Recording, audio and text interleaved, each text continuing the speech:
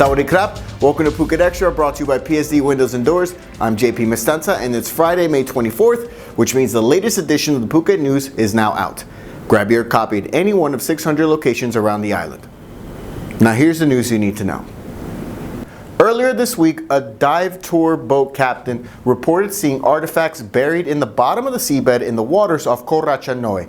And now officials have gone to check it all out, and they confirmed that it's a cannon and a slab used to fire that cannon that dates back to the Rattanakosin period between 100 and 200 years old.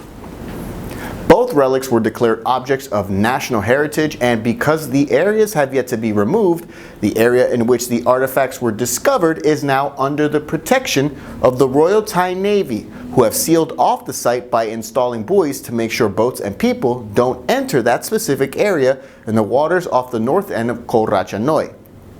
The cannon and its base remain about 20 to 30 meters from the shore, resting on a seabed at a depth of just 3 meters, and the cannon is about 100 centimeters long, while the gun base slab, which is still half buried in the sand on the seafloor, it's about 70 centimeters thick. Experts from the Fine Arts Department are set to inspect the cannon and the base, but some Navy officials believe it came off a boat long ago. For more, visit thephuket.news.com. A tragedy that is not new. It's the death of a soldier while in the hands of the military. This time it's a 22-year-old man who was found in the compound of a security unit at the Royal Thai Armed Forces in Bangkok, and his death is being investigated. Private Luchanon Nantabut, who was drafted late last year, he was found dead 1 week ago in the security unit, with fellow conscripts saying that he fell from a 6-story living quarters at the compound, and that's what caused his death. But suspicions arose when the body was examined, as the corpse had several bruises and the slippers were still on his feet despite the height of the fall. And now a military panel is being set up to investigate. It's not the first time a young soldier died while simply living in the military compound, as back in October of 2017, 18-year-old fresh recruit Bakapong Tanyakan died.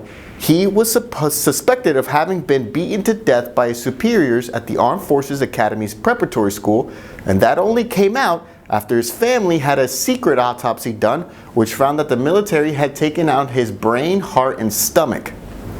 2017 was actually a bloody year to be in the Thai military, with the death of 22-year-old Private Yutakinon Buniam at his Suratani hospital after he was detained for disciplinary punishment, and then a 21-year-old Private Nopadol Wurakitpan, who died at home after returning from the barracks in August of 2017, and he told his sister before he died that he was physically punished, with the autopsy showing his heart and spleen were fractured, along with bleeding in the chest and lungs. In order to cover insurance for foreigners and help improve local attractions nationwide, Thai officials say they're mulling over the possibility of levying a tax on tourists. The Tourism and Sports Ministry is floating the idea, prompted by the recently enacted National Tourism Policy Act, which states that the ministry is entitled to outline strategic tourism development plans. Officials say a study of the tourism tax and its possible impacts will be taking place for about the next 6 months, and will bring together stakeholders in Thailand's tourism industry to determine what would be an appropriate fee and where to collect it. This year, tourism officials expect about 41 million arrivals, which would generate about 2.2 trillion baht, although they did note that Thailand pays about 300 million baht in medical expenses for tourists every year, and the tourism tax would help reduce medical expenses for the state, while also having an eye to use them to improve different tourist locations all around the country, especially the south. For more, visit thephuket.news.com. Sit tight, Phuket Extra will be right back after this.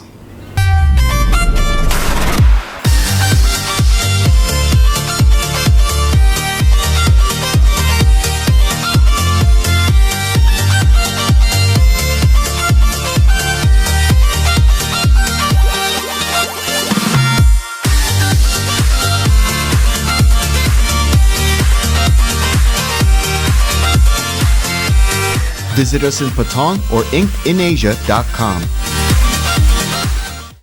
Welcome back to Phuket Extra. Thanathorn Jong Rong Ruangkit, the young billionaire tycoon who's been a thorn in the side of the military ever since he announced his intention to run for prime minister, funding his own Future Forward party.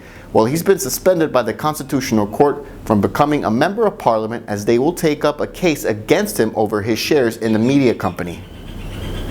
The court voted 8-1 to accept the case of Thanathorn holding shares in a media company, which prompted them to suspend him from duty until the court has a ruling. But the move effectively rules him out as a candidate for prime minister in the event that his coalition would garner enough votes to nominate them. The case was brought to the court by the Election Commission, the same state agency that conducts the election, obviously, but had also accused the 41-year-old politician of outright owning a media company when applying to become an MP, which is prohibited. The company in question, it barely even exists anymore as Vlog Media, which published lifestyle and in-flight magazines. It went belly up 2 years ago and is currently in the debt collection process before being fully shut down. The impact of Thanathorn's suspension has huge implications for the country, as sources are telling the Bangkok Post that the coalition formed by the pro-military Palang Prachara party will now be joined by the Democrats and the Boomjai Thai parties, which would give them enough support to form a government. The Bangkok Post reports that a meeting between the top brass of all three parties took place yesterday, with many speculating that the resignation of the leader of a separate party, the New Economics Party, one of the parties that had previously joined the anti-military side, the Pheu Thai side, it's what pushed the leaders of the Democrats and Boomjai Thai to go pro-military.